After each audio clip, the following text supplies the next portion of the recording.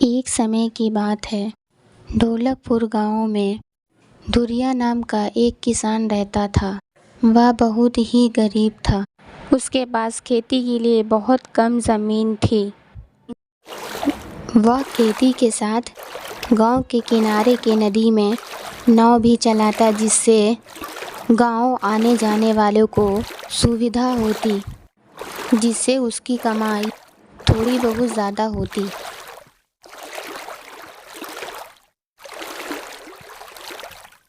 उसके परिवार में उसके अलावा उसकी पत्नी अंगूरी और बूढ़ी माँ रहती थी।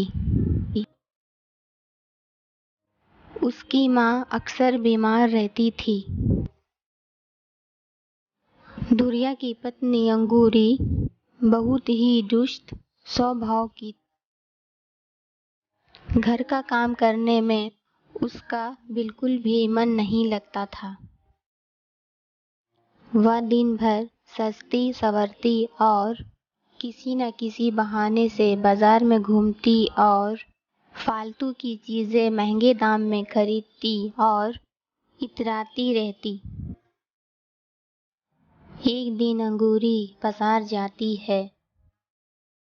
वह कई दुकानों पर बिना ज़रूरत का सामान देखती है। अंगूरी दुकानदार से, मुझे अच्छी साड़ी दिखाना। हाँ हाँ, क्यों नहीं। फिर दुकानदार अंगूरी को अच्छी अच्छी साड़ियाँ दिखाता है। ये देखो बहन जी, ये बनारसी साड़ियाँ हैं, कल ही मैंने मंगाई हैं। ये आप पर बहुत अच्छी लगेगी। अंगूरी साड़ियाँ देखती है और उसे साड़ी पसंद आ जाती है। अंगूरी दुकानदार से पूछती है, भैया ये साड़ी कितने की है? ये साड़ी आपके लिए मैं 2000 की लगा दूंगा। साड़ी का दाम सुनकर अंगूरी कहती है, भैया दाम सही से लगाओ, ये तो बहुत महंगा है और कम करो। ठीक है, आप मुझे 100 रुपये कम दे देना। अंगूरी कहती है, नहीं नहीं, मैं बस 1000 दूंगी। इतनी की तो मैं खरीद कर नहीं लाया, फिर मैं आपको कैसे दे दूं? अंगूरी दुकानदार से चिढ़ जाती है। देना है तो 1000 की दो। दुकानदार कहता है कि इतना कम दाम में मैं नहीं दे सकता, आप कहीं और देख लो। फिर अंगूरी वहाँ से बड़बड़ाते हुए घर की तरफ चली जाती है। शाम को जब धुरिया घर आता है, देखता है कि घर में सारा सामान फैला हुआ है। धुरिया अंगूरी से पूछता है कि क्या हुआ भाग्यवान, ये घर का सारा सामान क्यों फैला हुआ है? और ये घर का क्या हालत बना रखा है तुमने? अंगूरी तंज कसते हुए कहती है, आप आ गए महाराज, आइए आइए, बड़ी कमाई करके आए हैं। लाओ, कितना कमाई किए हो? दुनिया ने जो कुछ थोड़ा दिन भर कमाया था अंगूरी को देता है और कहता है, आज दिन भर यही कमाया हूँ। अंगूरी, क्यों इतना ही कमाई करते हो? क्या आपके नाव पर सब मुफ्त में बैठते हैं? गांव के और लोग तो दिन भर में अच्छा पैसा कमाते हैं, फिर आप दिन भर क्या करते हैं कि आप इतना कम पैसा लाते हो? धुरिया कहता है, वो लोग झूठ बोलकर पैसे कमाते हैं।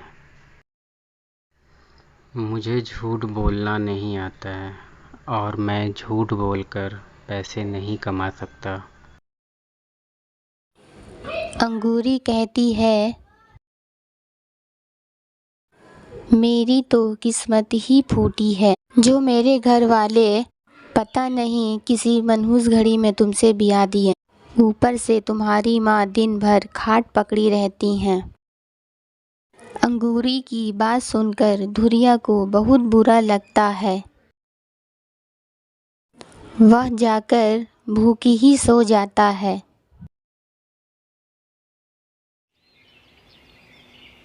अगली सुबह वह फिर नदी किनारे जाता है।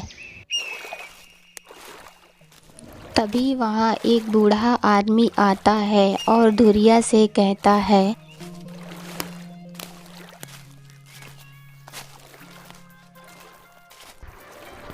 क्या तुम मुझे उस पार ले जा सकते हो?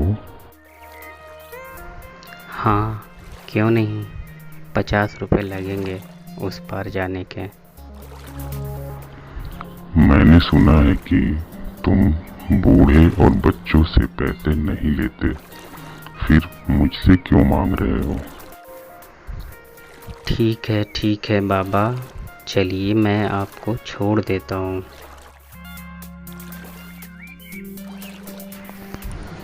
फिर दुनिया उस बूढ़े आदमी को अपने नाव में बैठाता है और नदी के उस पार ले जाता है। उस पार जाने के बाद बूढ़ा आदमी दुनिया को एक मोती देता है और कहता है कि ये लो बेटा, इसे रख लो। ये मामूली मोती नहीं है। तुम जो भी मांगोगे ये मोती अवश्य ही तुम्हारी सारी इच्छाएं पूरी करेगी। धुरिया कुछ देर सोचता है और वो मोती ले लेता है और वापस आकर वो मोती अंगूरी को दिखाता है। अंगूरी कहती है कि ये क्या फालतू चीज़ उठा लाए हो, आज की कमाई कहाँ है? धुरिया अंगूरी को सारी बात बताता है और कहता है, अरे भाग्यवान, तुम इतना गुस्सा क्यों करती हो? ये कोई मामूली मोती नहीं है। इससे तुम जो कुछ मांगोगी यह अवश्य ही उसे पूरा करेगी।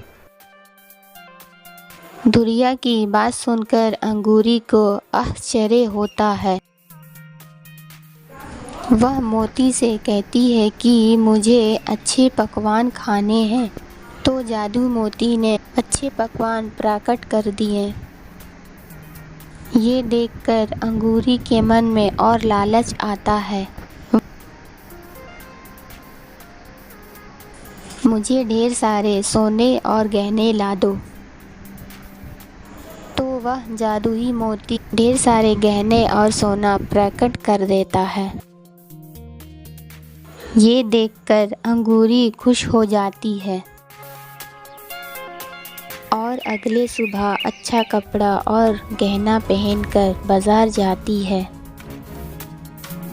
बाजार में उसे लोग देखते ही रह जाते हैं कि अचानक इसके पास इतने सारे गहने और पैसे कहाँ से आए। लोग उसे देखकर सोचते ही रह जाते हैं। कुछ दूर आगे जाने के बाद उसे एक हिरन का बच्चा मिलता है। वो उसके आगे आकर खड़ा हो जाता है। अंगूरी उसे हटाने की कोशिश करती है। हट हट हट जा। वह हिरन का बच्चा नहीं हटता है तो अंगूरी को गुस्सा आ जाता है। तो अंगूरी उसे ज़ोर ज़ोर से मारने लगती है। वह बच्चा वहीं मर जाता है। फिर अंगूरी अपने घर जाती है। आज मैं बहुत थक गई हूँ, चलो सो जाती हूँ। और अंगूरी सो जाती है। फिर अगली सुबह जब वह उठती है तो उसका मुंह लोमड़ी की तरह हो जाता है। ये देखकर वो घबरा जाती है कि ये कैसे हो गया। इतने में अंगूरी का पति धुरिया भी आ जाता है और अपनी पत्नी की ये दशा देखकर हैरान रह जाता है। अरे ये क्या हो गया तुम्हारी शक्ल को, क्या हुआ?